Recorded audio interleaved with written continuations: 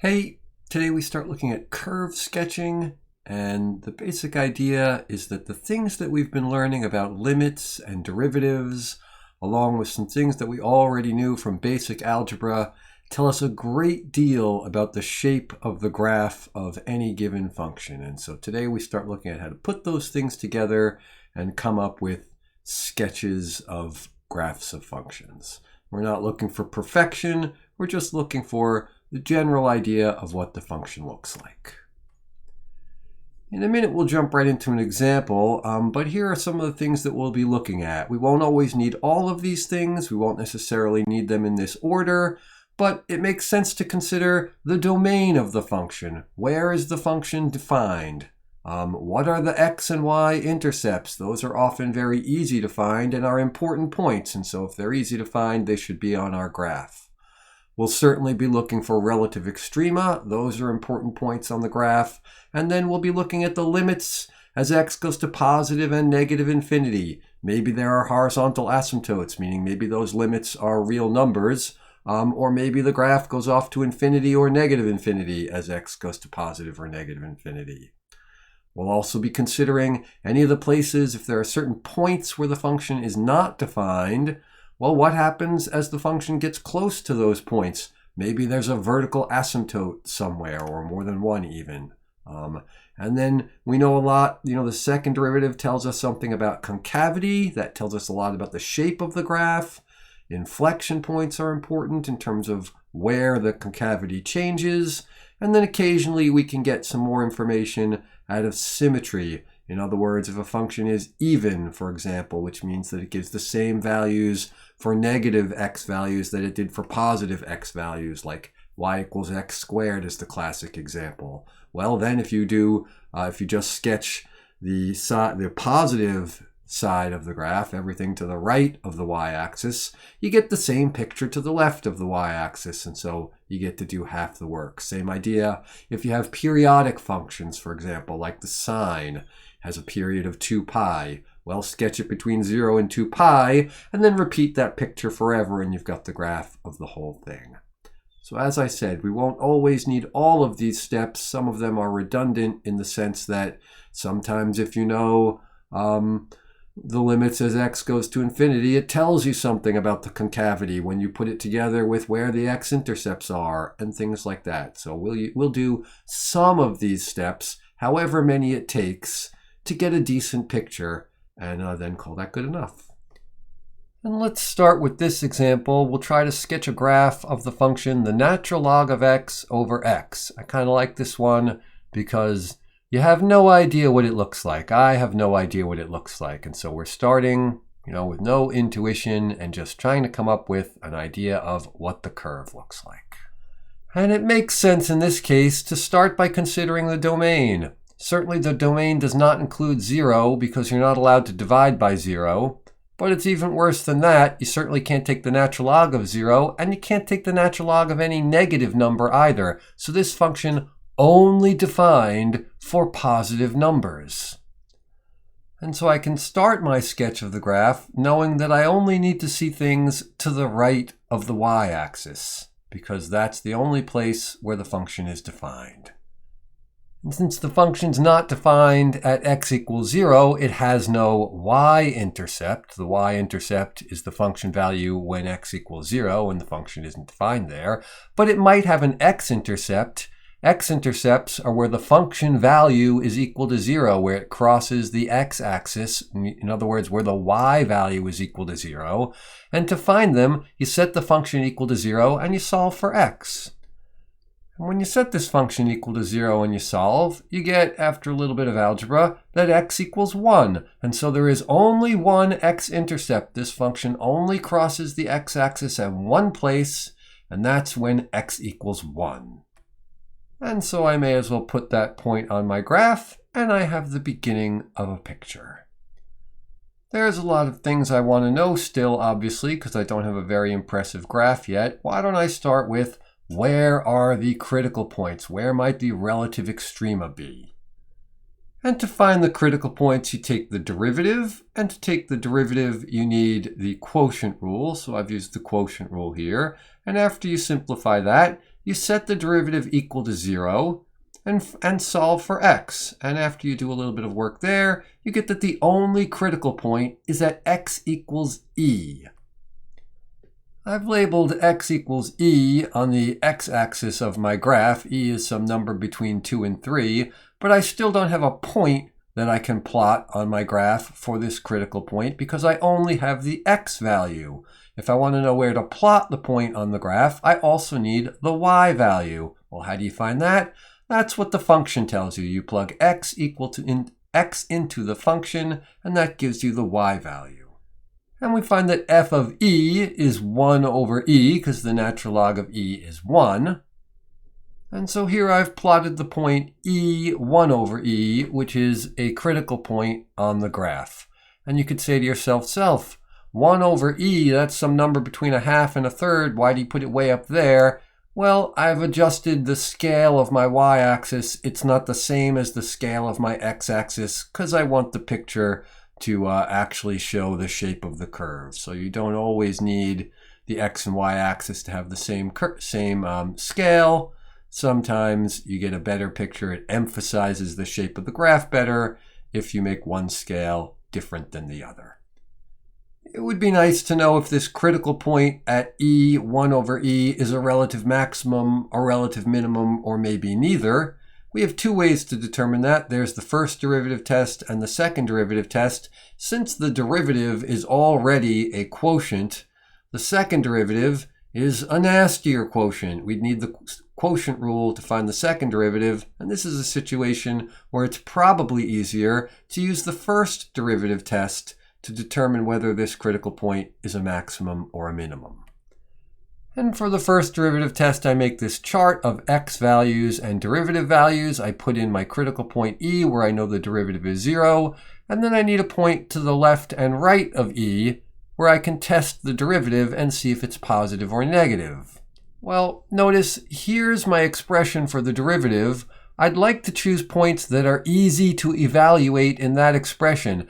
To the left of e, I have to pick some point that's greater than 0 because the function is only defined for values greater than 0, and so it makes sense to pick the value 1 to the left of e. To the right of e, e is less than 3. I could pick 3, for example, or 5 or 10, but then when I evaluate the derivative, I'm going to need to know what's the natural log of 5 or the natural log of 10. And that's a little bit complicated. And so why don't I pick something that it's easier to take the natural log of and that I know is greater than e? Like, for example, why don't I pick e squared? That's a number that's larger than e, and that will be easy to compute in the derivative. When you evaluate the derivative at 1, you get 1 minus the natural log of 1 over 1 squared, and the natural log of 1 is 0, and so this is a positive number. And when you compute the derivative at e squared, you get 1 minus the natural log of e squared. Well, the natural log of e squared is 2. So 1 minus 2 is negative 1, and that's over e to the fourth, which is positive, and so we get a negative number at e squared. And that tells us that we have a relative maximum at x equals e. And that tells us something about our picture. I've drawn it in at the right there. There's a relative maximum at e 1 over e. What we still don't know is what happens to the left of 1. In other words, this function is defined between 0 and 1. What happens there? We can probably guess that the piece that we've sketched in continues on and hits the x-axis at 1, but does it then turn back up, or does it cross the x-axis and go down? That's one thing we don't know. And the other thing we don't know is what happens as this graph goes off to the right, way past what happens at 3. And both of those considerations are questions about limits. And I've made myself a little space so I can compute some limits. And let's first look and see what happens in this region right here. In other words, between x equals 0 and x equals 1, what does the graph look like? Or to put it yet another way, as the x values get closer to 0, where the function is not defined, what happens to the graph? And that's a matter of computing the limit as x approaches 0 from the right of the natural log of x over x. This is a pretty important graph to have in your mind. You need to understand the graph of the natural log of x. It will keep coming up. And you can see from the picture that as x approaches 0 from the right, the natural log of x is approaching negative infinity. It's also worth noting that as x approaches infinity, the natural log of x also approaching infinity. It looks like perhaps it might have some horizontal asymptote. It does not. It goes to infinity as x goes to infinity. So this will be something that comes up over and over again. Try to keep a good picture of the natural log of x in your mind. Which is to say that as x approaches 0 from the right, the natural log of x approaches negative infinity, and x approaches 0. And so this is something of the form infinity over 0, not an indeterminate form. The numerator is trying to make this very large, and so is the denominator. Dividing by a very small number, same thing as multiplying by a very large number. And so we expect this to go to infinity or negative infinity.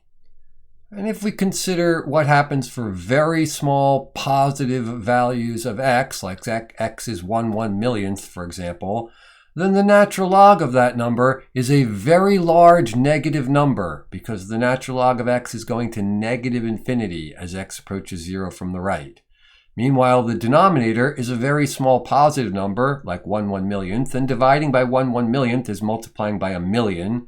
And so if you take a very large negative number and multiply it by a very large positive number, like 1,000,000, then you get a very large negative number, which is to say that this limit is negative infinity. And that lets us draw what happens over here on the left-hand side of our graph. As we approach 0 from the right, this function is going to negative infinity. We'd also like to know what happens to the function as the x values get large. In other words, the graph we've shown so far only goes up to about 3 or 4. Well, the numbers go on for quite a long ways past that. And so let's consider the limit as x approaches infinity of this function. As x approaches infinity, so does the natural log of x. And so this limit has the form infinity over infinity. And so we can use L'Hopital's rule, which tells us that the limit is the limit as x approaches infinity of the derivative of the numerator, which is 1 over x, divided by the derivative of the denominator, which is 1. And as x approaches infinity, 1 over x approaches 0, and so this limit is equal to 0. And that really gives us the rest of the picture. As x approaches infinity, this graph has to be approaching 0.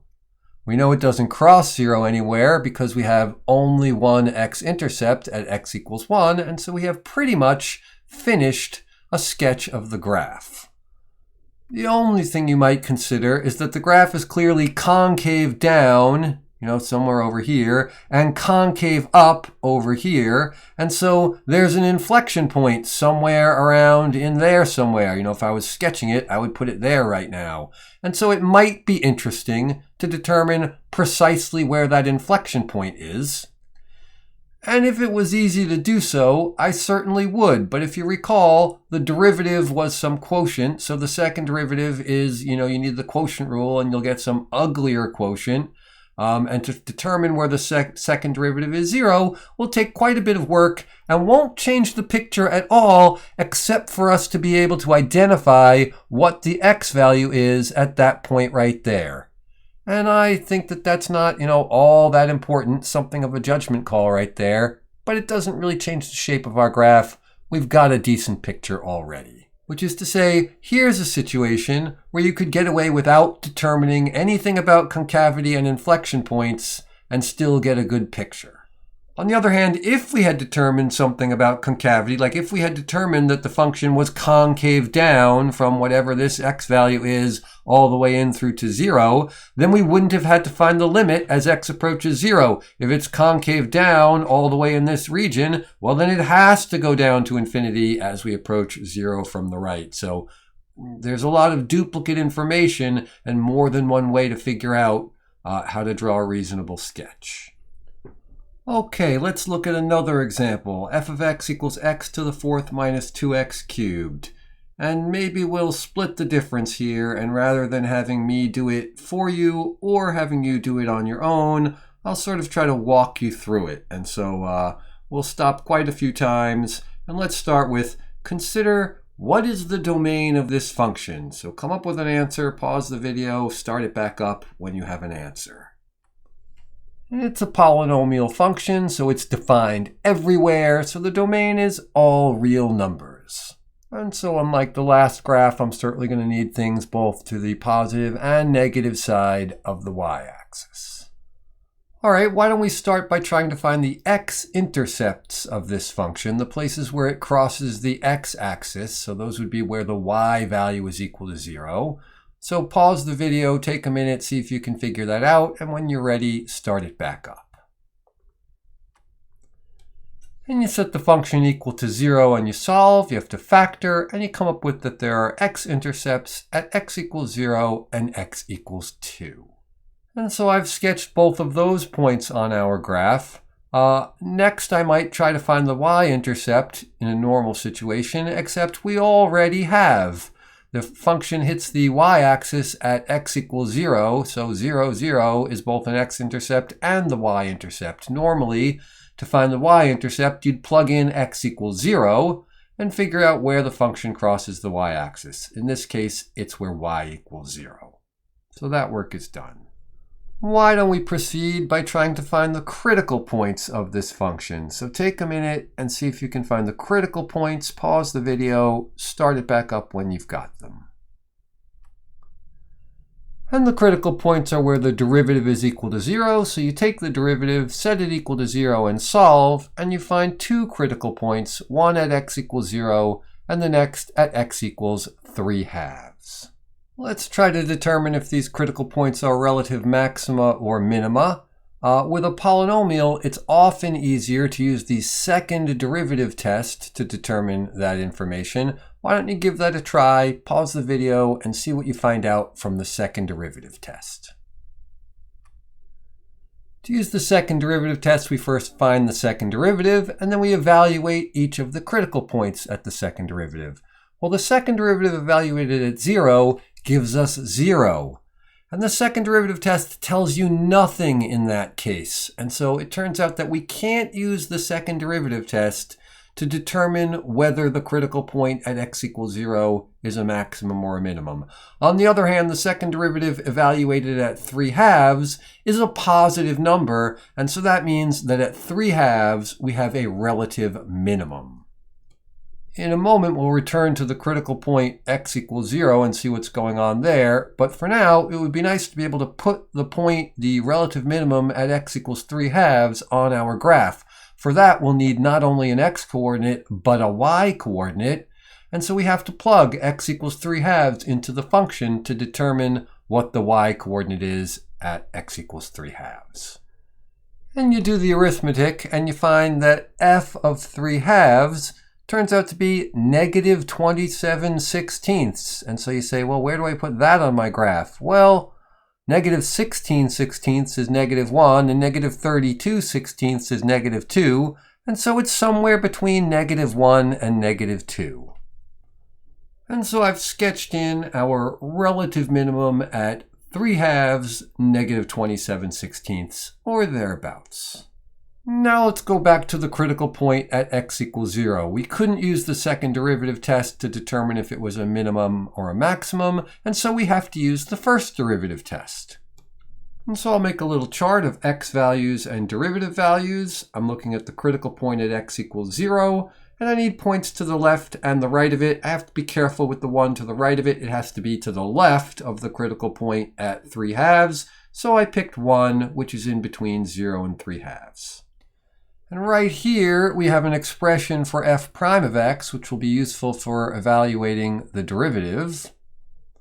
So why don't you take a minute and use that expression for the derivative and see if you can complete this chart and determine whether there's a relative maximum or minimum at x equals 0. So pause the video, and when you're ready, start it back up. And after you go through that work, you find that the function is decreasing to the left of the critical point and then decreasing again to the right of the critical point. And so there is not a relative maximum or a relative minimum there. And yet it does affect the shape of the graph. The fact that there's a critical point there means that the derivative is equal to 0 there, meaning a tangent line is horizontal. So we already know something.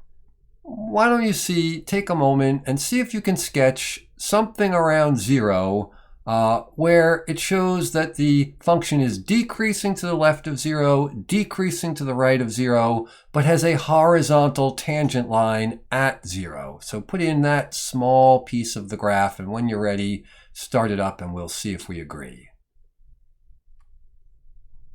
And I got something like this. Hopefully you did too. It's imperfect, certainly, but it's the basic idea of what the graph looks like.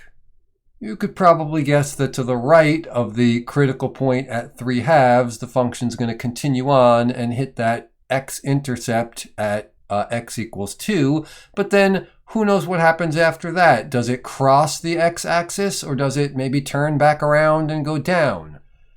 And the answer really is we know what happens there already, because imagine it turned around, imagine this happened, imagine it hit the x-axis there and then turned around and went down. Well, that can't possibly be the case. Think for a moment and you see if you can decide why. So pause the video if you need to and try to come up with an argument that says that that can't happen. And hopefully you came up with the argument that if that were the case, then there would be another maximum, a critical point at 2. We know there isn't. We found all the critical points. They're only at 0 and 3/2, and so there is no maximum at 2, and so the graph can't look like that. Which means that it has to actually cross the x-axis at x equals 2. And now we've got this halfway decent picture, at least for small values of x, but what's left is to try to determine what happens as we go off to large values of x, both to the right and to the left. And that's a question of what is the limit as x approaches infinity? What is the limit as x approaches negative infinity of this function? And why don't you think about that for a moment? So pause the video, take a moment, and see if you can figure out these two limits. When you're ready, start it back up.